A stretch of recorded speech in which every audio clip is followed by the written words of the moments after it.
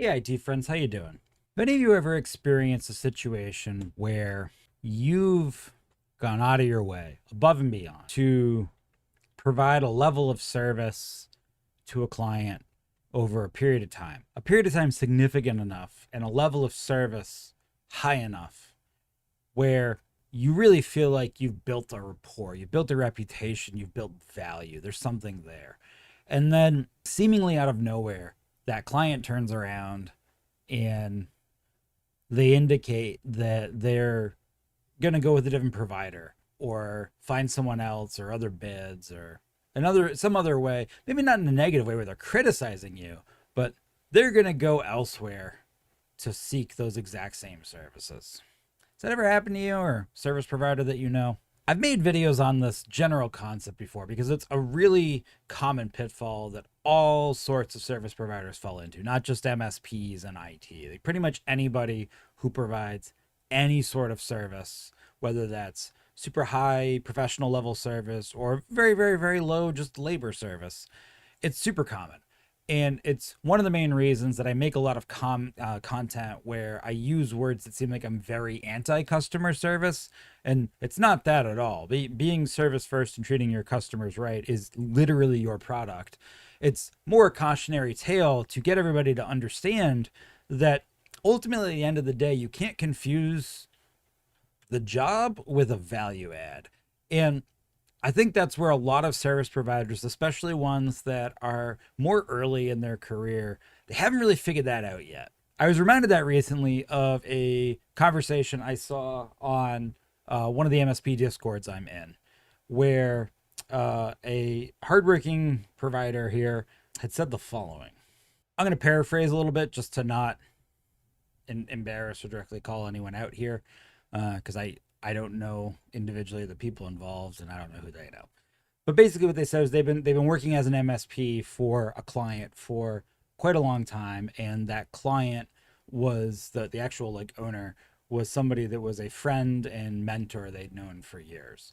So they felt that they had this additional relationship built on top of simply just being a service provider.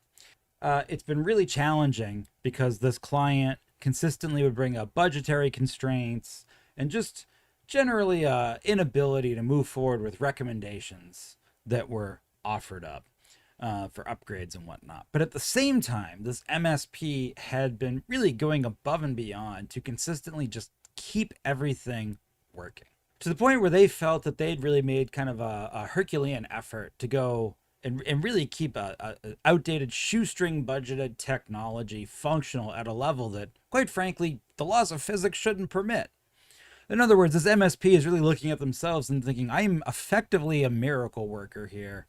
I'm amazing. And kind of out of nowhere, this client approached them and said, hey, I'm going to be seeking bids to have someone else take over managing my technology, which seemed like a shock because not only had this person been providing services at a very, very low cost and had managed to be, compatible and complicit with the budgetary requirements, they kept this place running and not burning to the ground this entire time. And this is the part I'm sort of keying into here. The MSP expressed that they kind of felt really let down. They felt like they had gone above and beyond, and this relationship and all the work they had done mattered for nothing. It's kind of a sad story, but it's pretty common in service space. And I've made videos on this idea before that just because you built something doesn't mean customers will buy it, and just because you're really good at the job itself doesn't mean that that is significant in your customers' eyes. It's one of the main reasons why I don't like saying that we're best in class at something. And that's kind of what happened here. I've used in previous videos this example of around like reporting and this idea that like if I hired someone to take care of my lawn, what I'm really hiring them for is the outcome, which is a nice, bright green, healthy lawn that is safe for my dog to be on, ideally year round. And yeah, there's a lot of stuff that lawn care company has to do to arrive at that outcome. They have to cut the grass often and properly, and they need equipment to do that and a certain amount of skill to do that, at least at or better than I could do it. They need to know chemicals to use. Oh, there's a certain amount of knowledge I don't have or don't want to learn, and equipment that I don't have or don't want to have. So like, no one's doubting that. But if that lawn care company gave me a report each month about how many blades of grass they cut, it wouldn't be significant to me. I don't care. More importantly, if they went above and beyond to cut more blades of grass than is normal, because some element of my lawn caused that to happen, and they just did that stoically and quietly in the spirit of good customer service for a year, and somehow expected that not only was I aware of that, but that I cared about that, well, they'd be in for a rude awakening when at the end of that year, if I was not seeing the results I wanted, my lawn was brown, had crabgrass in it, weeds, bare spots, and maybe fertilizer that my dog couldn't walk on, that I would look for another bid. And if that lawn care company was lamenting, but we cut more blades of grass than normal to keep your lawn in the shape it was in, and you put these silly requirements in front of us that all the chemicals had to be dog safe, which is really hard to do, and the effort we went through to keep it at this state. Dean, why are you looking to hire another company? Quite frankly, we worked a miracle keeping your lawn in the state it's currently in. And that's probably true. But to me, the outcome I wanted, the outcome I thought we had agreed to, was my entire lawn would be green, hopefully year round, with actual grass that was nicely manicured and safe for my dog. And well, we didn't actually arrive at any of those outcomes. I'm not doubting that from a service provider perspective, they went through herculean efforts to maintain my lawn at the level they were able to maintain it at. But I didn't want someone to maintain it at the level it was maintained at. I wanted something better. And yeah, I'm being difficult by the requirements I put in front of them, but well, they agreed to those requirements by agreeing to support my lawn. And yeah, they might have mentioned a few times along the way that, hey, these aren't really the best chemicals. You know, chemicals where your dog would have to be off the lawn for a week would work better. Could we use those? And I probably, in those moments, I don't remember those moments, but in those moments, I probably was like, no, I don't want to do that. And they said, okay, we'll figure out another way. The entire time, they were implicitly agreeing to my original outcome, which they never arrived at. So objectively, it doesn't matter how hard they worked. And it doesn't matter the Herculean effort they went through to maintain the status quo, even if that took an exceptional level of skill, equipment, knowledge, and effort. I don't care. And in fact, if they try to bring that up, I'll probably get aggravated because I'm going to look at that and say, if you had all that knowledge and skill and effort, why did you agree to this situation knowing you couldn't arrive at that outcome? And why weren't you pushier along the way if you really felt that what you were doing wasn't going to arrive at what I wanted? Why did you agree to it? And you want me to be proud of you because you chose to put in all that extra effort? I didn't ask you to put in extra effort. I just asked you to arrive at an outcome, which you said you could arrive at. No, I don't place any value on the last year of service. In fact, I'm pissed. And I'm angry that you would even suggest I should. I'm definitely finding a new provider. It's an important element in service delivery that we have to remember. We hear all the time this concept that you don't want to sell out of your own pocket. In other words, you don't want to apply your own value proposition to something you're selling. And this is a common problem with anybody selling something that's technical that they're an enthusiast about, because of course, we know what it would cost to do it ourselves. We disregard the labor, the intelligence of shopping for the parts, sourcing all of that crap.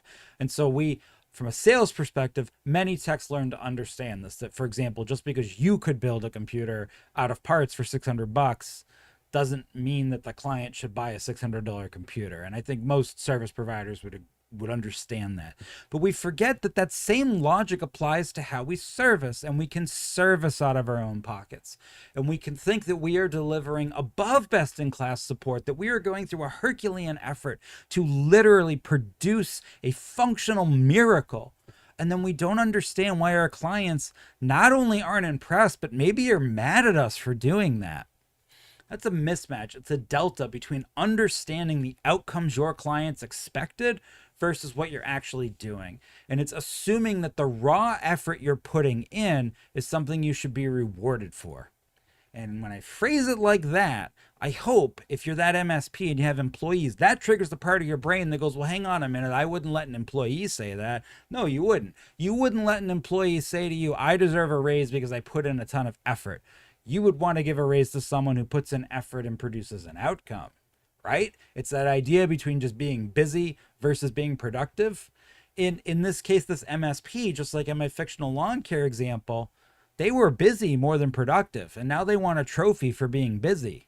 So if you're a service provider and you find yourself in that situation with a client, especially like this MSP, if you find out after a year, it's probably too late to recover that relationship, but it isn't too late to learn a lesson from this and not make the same mistake again. And so what I think is important is when you engage with a new client, when you bring on a new prospect, you got to remember that, go back to old school, good, better, best selling. You're not there selling the features. You're not there selling how many blades of grass you can cut or how many patches you apply or backups or tickets you get through. That's your job. You're supposed to do that stuff. You're selling an outcome. And if you don't understand the outcome the client wants, and remember, your clients, if they were capable of perfectly articulating the outcome they wanted, they wouldn't be engaging with you. They would either already have a provider or they would hire someone directly. So you got to get your client to figure out what the outcome they want is, which means you need to seek to understand. You need to learn what they want, how their business runs, what they need. You cannot make assumptions. You cannot go in there and just say, this is old and crappy, let me make it better, because better may not be better, right? You have to learn all of that. And if the outcome that you arrive at that they want isn't something that can be delivered within the constraints that are in front of you, your job isn't to say yes and figure it out later. Your job is to explain why it's an unreasonable outcome. And like in that case, the lawn care company that comes to me up front and says, based on where you live, based on the part of your lawn that gets a ton of sun versus the other part of your lawn that gets a ton of shade, you cannot have the same kind of grass throughout your whole lawn and have a completely perfect year-round green experience, Dean. It's not a thing. You're going to have two different colors of grass. They'll be similar, can't be the same. And that requirement you had of making it dog friendly, we can eventually get there, but until we get all the weeds down and we get a couple of years of good root growth in, we're going to have to use chemicals that are not dog safe. We're going to have to plan that with you. We're going to have to strategize with you to make sure that we don't remove the entire lawn from you at any one point. Yes, I know that isn't quite what you wanted, but if we follow that plan, we will get to the outcome you want at this point in time, and then we can maintain it. And your costs will come down and you'll be much happier. That's the lawn care company I want, right? That's the MSP your clients want. They don't want the MSP that just walks in and goes, no problem, we'll do whatever you want, and then valiantly does whatever the client wants for a year. That's not an MSP that built any value. That's not a service provider that has any value. You're going to get replaced. You're going to churn that client.